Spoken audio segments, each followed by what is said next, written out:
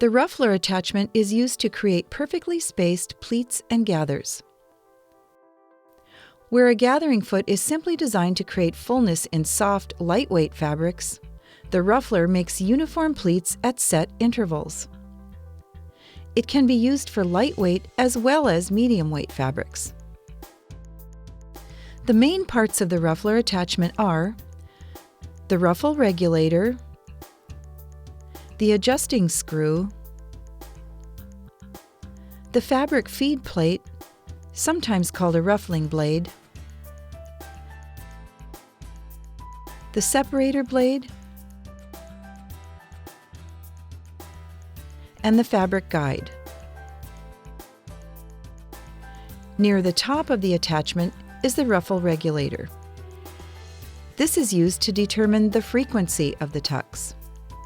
You can set it to tuck every 12th stitch,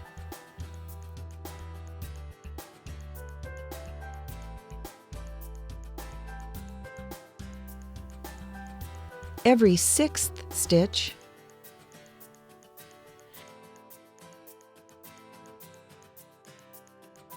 every stitch,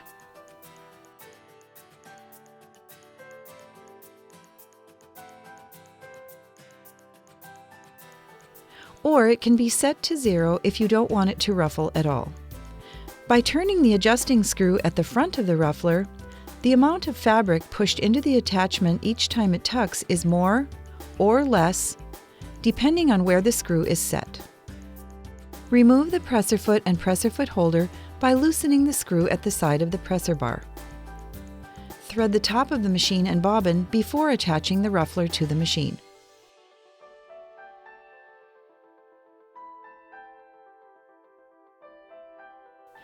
Set the ruffler in place on the presser bar, making sure that the fork of the arm is correctly positioned around the needle clamp.